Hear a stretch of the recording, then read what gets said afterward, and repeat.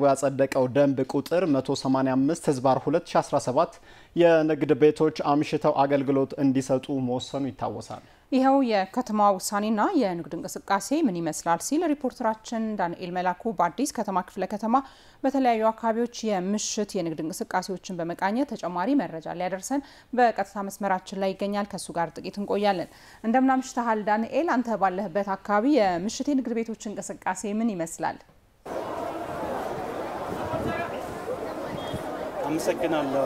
እንደምናመሻችሁ ንጉሱና ኢየሩሳሌም። እንግዲህ ቀደም ሲል እንዳነሳችሁት እንግዲህ አዲስ አበባ ከተማችን የተለያዩ ስራዎች የደመቀች ነው የምትገኘው። በተለይ ደግሞ የምሽት የንግድ እንቅስቃሴ ውስጥ ምን ይመስላል የሚለውን ኤሜን በአዲስ ከተማ ወረዳ 10 በተለይ ደግሞ ፎይታ የገበያ ማዕከል አካባቢ ተገኝቶ የምሽት የንግድ እንቅስቃሴው ምን ይመስላል ሲል ቅኝት አድርጓል። እንግዲህ እዚህ አካባቢ ያለው የሚያሳየን በርካታ ሀገሮች እንግዲህ 24/7 ቀን ሰርተው ነው መበልጸግ የቻሉት። ለዚህም ምሳሌ የሚሆኑ ማሳያዎች ቦታዎች እንግዲህ አሁን እንገኝበት የፎይታ የገበያ ማዕከል ነው። እንግዲህ እዚህ አካባቢ ላይ ይህንን የንግድ እንቅስቃሴ የተመለከተ የተለያዩ ዞር ብለን ምን ይመስላል ስንል ቃኝተናል። ይሄ ምሽት አይመስልም፣ በጣም ደመቅ ያለ ነው። እንግዲህ በድምቀታቸው ከሚታወቁ ቦታዎች አንዱ ነው ማለት ነው።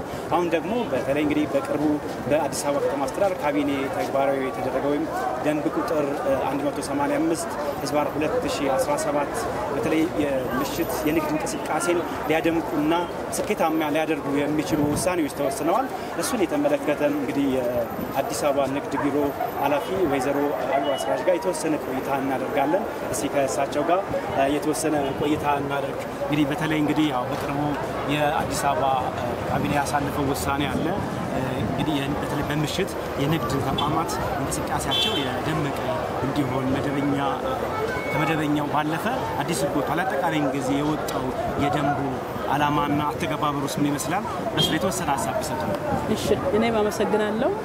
እንግዲህ ካቢኔ ደንብ ቁጥር 185/2017 ያወጣበት ዋናው ዓላማው ከተማችን ትልቅ ከተማ ናት። ሶስተኛ የዲፕሎማቲክ መቀመጫ ከተማ ናት። የአፍሪካ የፖለቲካ መዲና ናት። በዛ ልክ ግብሯን የሚመጥን እንቅስቃሴ ነው መኖር ያለበት በሚል ነው የሳቢው ዓላማው የነበረውና ይሄንን ዓላማ ይዞ የከተማው የንግዱ ማህበረሰብም ኢኮኖሚው መነቃቃት አለበት ነው። ኢኮኖሚው በምሽት 12 ሰዓት በኋላ ሁሉም ሱቆች፣ የንግድ ተቋማቶች ተዘግቶ ቤት እንዲገባ ሳይሆን ኢኮኖሚው መነቃቃት አለበት። ማህበረሰቡ የባህል ለውጥ ማምጣት አለበት ነው ትልቁ። ከተማችን እንደምታየው በ7ቱም ቀን 24ቱም ሰዓት ተሰርቶ ነው የተለወጠው። በአጭር ጊዜ ውስጥ ተለውጦ ተወዳዳሪ ከተማ መሆን የቻለው።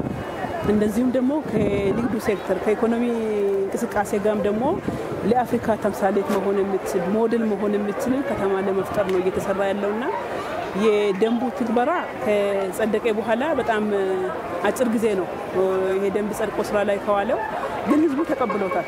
ህዝቡ የተቀበለበት ዋናው ምክንያት አብሮ የታሰቡ ነገሮች በጣም ሙሉ ነበሩ። የጸጥታ ጉዳይ አብሮ ታስቧል። የታክስ ጉዳይ አብሮ ታስቧል። ትራንስፖርት ጉዳይ ተመሳሳይ ደግሞ ዛሬ ዞር ብለንም ለማየት እንደሞከር ነው የባንኮችም ንግድ ተቋማቶች ውስጥ አንዱ ባንክ ነው። ማንኛውም ንግድ ተቋም እንደተባለው አዋጁ ላይ በግልጽ እንዳስቀመጠው ማለት ደንቡ ላይ በግልጽ እንዳስቀመጠው ባንኮችም ይሄንን ተቀብለው ስራ እየሰሩ ነው የሚገኘውና ይሄ ተሟልቶ ስለተገባበት ማህበረሰቡ ተቀብሎ ብዙ ግንዛቤ ፈጠራ ላይም ጊዜ አልፈጀብንም። ገና ይሄ ደንብ ከጸደቀ 1 ወር ነው፣ ግን ሙሉ በሙሉ በሚቻልበት ደረጃ ወደ ትግበራው ተገብቷል። ከዚህ በኋላ ደግሞ እኛም ዞር እያል እየደገፍናቸውም እየሰሩ ይገኛሉ።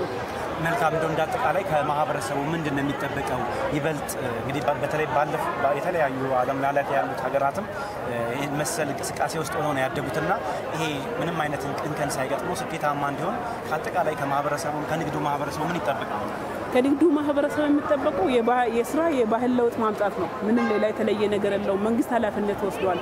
ትራንስፖርትን አመቻችተዋል። በተመሳሳይ ደግሞ ምንም ስለ ጸጥታችሁ ስጋት አይግባችሁ፣ ጸጥታችሁን ኃላፊነት ይወስዳለሁ ብሎ ነው ከደንቡ ጋር ተያይዞ ነው የተወሰነውና ነዋሪው ላይ በተለይ የንግዱ ማህበረሰብ ላይ የሚጠበቀው ምንም ኮምፎርታብል ሆኖ ምንም ነገር ሳይሰጋ ስራውን መስራት፣ ራሱን መለወጥ፣ አገሩን መለወጥ ነው የሚጠበቀው በዋናነት። ሁለተኛ ደረጃ ላይ ደግሞ ሸማቹ ላይም ቀን በተለያየ ስራዎች ቢዚ ሲሆን የሚውል ሰው ከምሽቱ እስከ 3 ሰዓት ተኩል የፈለገውን ነገር ግብይት ማድረግ ይችላል ማለት ነው። ምንም አይነት እጥረት ሳይፈጠር ሰላሙ ሳይጎዳ ትራንስፖርቱ ላይ ጉለት ሳይኖር ይሄንን ስራ መስራት ስለሚችል ሸማቹንም ነጋዴንም በዚህ ስራ ላይ የስራ ባህል ለውጥ አምጥታችሁ ገብተን ቤታችን ከልጆቻችን ጋር ከቤተሰብ ጋር ብዙ ጊዜ በወሬ የምናሳልፋቸው ሰዓታቶች አሉ። ይሄንን ቀንሰን የስራ ባህሉን ለውጠን በአጭር ጊዜ ውስጥ ደግሞ እኛ ለልጆቻችን ድህነት አናወርስም ነው ክብርት ከንቲባችን ደጋግማ የምትለው።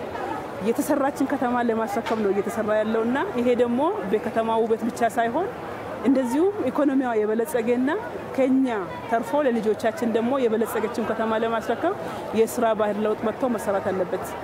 አመሰግናለሁ። የአዲስ አበባ ንግድ ቢሮ የኃላፊ እንግዲህ ከተስተና አመሰግናለሁ። እንግዲህ ክቡራን ተመልካቾቻችን ያደረግነው ቆይታ ይህንን ይመስላል። በቀጣይ የዜና ሰዓት ወጃችን ደግሞ ሌሎች አዳዲስ መረጃዎችን ጨምረን ለተመልካቾቻችን የምናደርስ ይሆናል። አመሰግናለሁ።